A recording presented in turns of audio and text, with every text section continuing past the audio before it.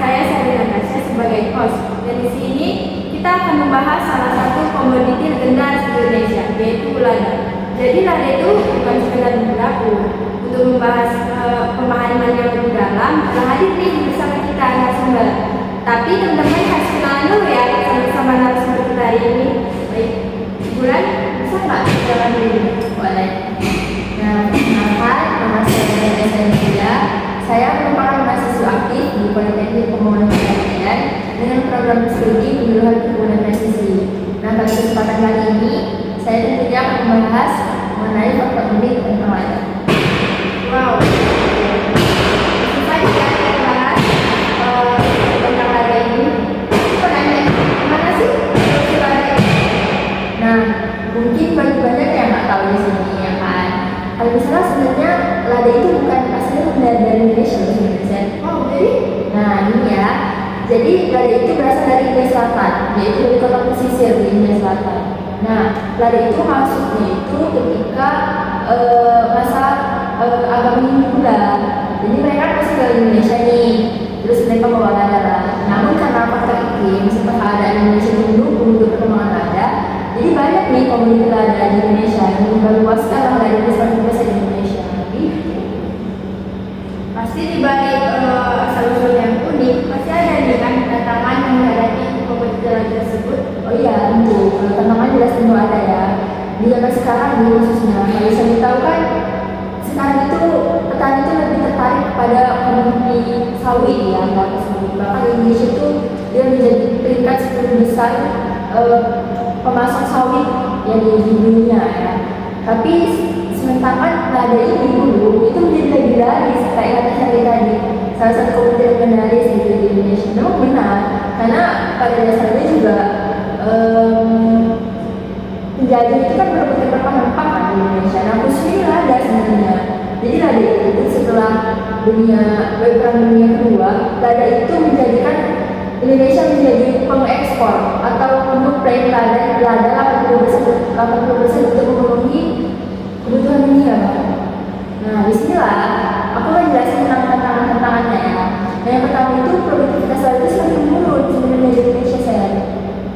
Karena faktor ini tuh menyebabkan Indonesia itu udah nggak 80% lagi untuk menyumbang lada memenuhi kualitas di kebutuhan dunia. Nah, ini terjadi tuh karena pohon lada itu lebih tua. Yang kayak aku bilang tadi sebelumnya, kalau misalnya petani itu lebih tertarik sama komoditi sawit kan. Jadi petani itu nggak banyak yang mau sama lada. Jadi nggak dikembangkan lah istilahnya lada ini gitu. Nah, dengan adanya masalah ini, jelas kualitas lada semakin menurun. Inilah yang menjadi tantangannya.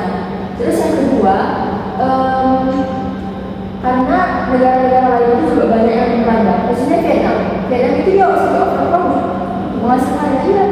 Kalau Vietnam itu overproduksi menghasilkan lada, yang membuat mereka itu menurunkan harga ladanya. Nah, otomatis negara-negara luar yang membutuhkan lada kan ada di Vietnam, nggak ada di Indonesia lagi. Nah, ini yang menyebabkan harga dari lada di Indonesia itu makin lama turun. Ya, karena negara lain juga udah masuk, sementara Indonesia tetap stabil dengan harganya kayak gitu. Terus yang ketiga itu tentang hama dan penyakit. Jadi karena tadi petani udah acuh-acuh, petani juga udah banyak yang nggak mau sama komoditi lada. Jadi hama dan penyakit ini makin berubah karena mereka perhatiannya nggak fokus lagi ke lada itu.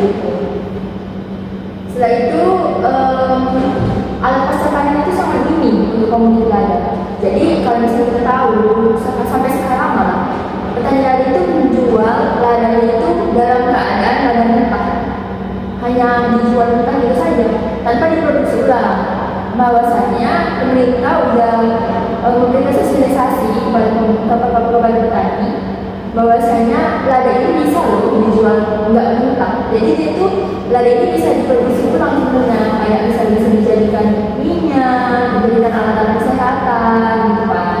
Nah, inilah yang menjadikan harga lada itu menurun gitu. Karena ya kita jual barang mentah, bukan barang yang bisa dikonsumsi langsung sama masyarakat luas. Menarik ya dari tantangan yang dihadapi komoditi lada ini. Nah, tadi kan kita udah bahas tentang asal-usul, tantangan. Sekarang aku mau nanya, apa sih keunggulan dari komoditi lada?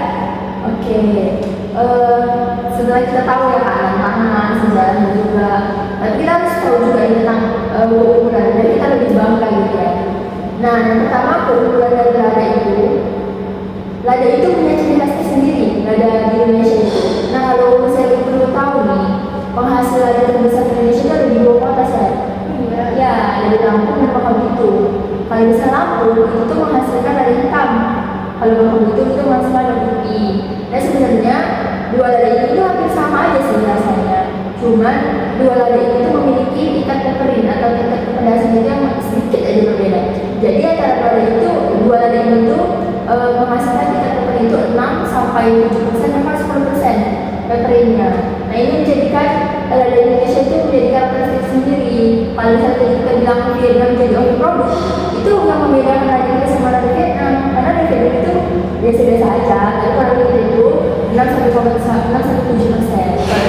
Kalau saya nggak salah itu ada 5% dagingnya. Itu. Terus yang kedua, lada ini bukan hanya bumbu dapur kalau kita dari ini awal kan.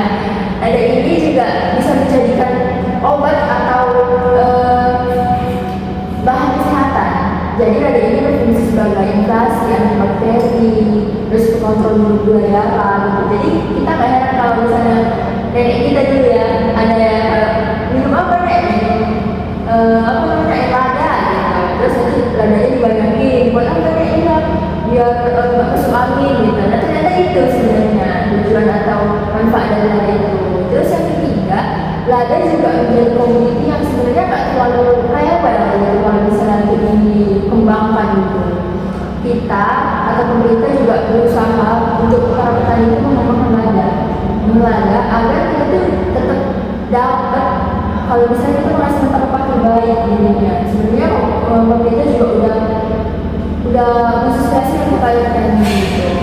Nah yang terakhir, ternyata Indonesia itu bisa memproduksi lada itu sampai 80 juta ton per tahun. Nah besar kan ternyata.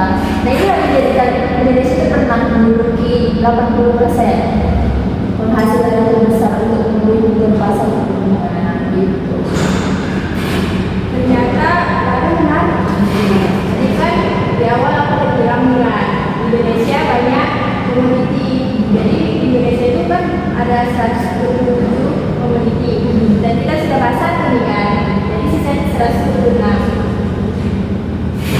Terus apa sih bulan ini kan? Kita ada bahas tentang asal usul, tantangan, bulan ini apa sih solusi untuk bulan ini? Oke. Nah ya benar-benar kalau misalnya kita udah tahu masalah sama perubahan, kita tahu solusinya juga ya. Nah jadi dibalik tantangan yang ada sekarang tentang lada, pemerintah juga udah memberikan pemahaman kepada petani. Misalnya dibalik itu semua kita juga bisa mengatasi itu sebenarnya asal kita tahu terbuka masalah-masalah itu. Yang pertama itu tentang yang kayak tadi saya bilang, misalnya tanaman lada itu udah banyak penuaan gitu ya. Nah ini kita bisa lakukan dengan cara permajaan. Jadi permajaan ini dilakukan ketika kita sudah melihat nih bahwasanya lada ini punya ciri-ciri tertentunya kita kenal gitu kan. Nah kita bisa mengatasinya dengan cara memajakan. Kita dengan cara sanitasi lahan seperti itu, kita memberikan pupuk organik yang ramah lingkungan seperti itu. Nah lalu kalau untuk mengatasi penurunan harga di pasar global, itu bisa mengatasinya yang saya tadi bilang. Kita nggak bisa jual bahan kita aja, tapi kita juga bisa dengan cara menjual barang-barang yang kita produksi sendiri. Jadi sebenarnya di sini perlu sih peran pemerintah buat memberikan ilmu kepada petani bahwasanya gimana cara agar lada ini memiliki nilai ekonomis yang lebih tinggi daripada sebelumnya seperti itu. Terus yang ketiga, kalau masalah mengenai nggak tertarik petani, itu tuh bisa kita sosialisasikan, kita manfaatkan anak muda. Kalau sekarang ada namanya petani milenial ya, itu bisa sebenarnya kita bisa membayangkan agar pemuda ini kita kasih pemahaman bahwasanya jadi petani itu nggak cuma petani itu, uangnya juga bisa banyak sebenarnya, nggak harus PNS kok gitu. Nah ini sebenarnya sangat seru ya memberi tentang petani ini, apalagi kan pemuda-pemudi sekarang itu sangat susah ya, kalau misalnya dia harus tambah ini sebenarnya kalau dia petani juga nggak harus itu, tapi kan yang penting kita tuh pengen jadi pemaju